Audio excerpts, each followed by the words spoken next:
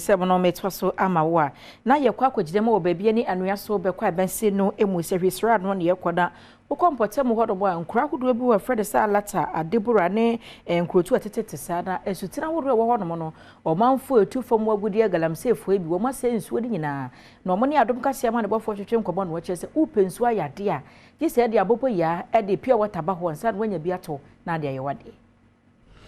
Galamsey New York ya ekoso ewo sehwisoro no ya eben sehwichira no ewo bebie ni anua so bekwa imensini ni mu no amamanfo a wote Alata ene empotemu atwa ho ahia de nyarewa huduo bebre ya ba bedua wonom so manfo ya wo mududuo ya eye akuafo yi ekire mu a esansa kwatikwa amanfo fa so etukfom agudie ewo soro ensutini ni mu ni ntino se wonom ekosansuo ni bi edidi dwuma wo fie a ede nyarewa huduo bebre ene ba wonom so wonom da ne di sei hunameni nyarewa bebre ene esansa nsu a wosa edidware ni nti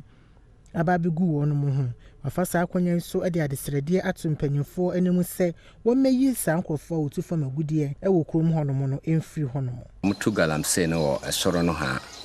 nti Galamsey na timi ase yesu na yenya nsu no mjese omo mutu nsu kas no ba na dodo na omosamum bi kakra na timi atobi na omo no omo so a omo se ni bi no so abura no so asai nsuo ne se de Galamsey fo na ase nsuo no yetia nam santi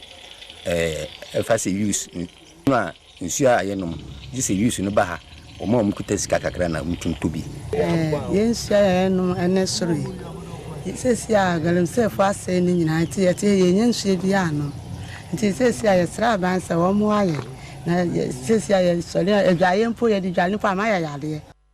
Bismarck Ofen assemblyman ewo Adobe Wura electoral area ono so ne amane boni nkomotwetwe mu no wode adesrede eto wonom mantemu suafo ene Alfred Obenboaten a woye mahebedwani ewo krom honom na afi mensini krachi ne omanpanyin nyina enemu se kwatikwa amanfo fa so etufom agudie wo krom honom no ede ohawpa na ababedua amanfo so ne senti wonom hwe enye bibi emfa adesrede da aban na anim regional minister MP Alfred Obenboaten se mesro mo Alata issue no akoso ache be mfie miensani na omode Galamsey no ase nsuo ya yesoro yi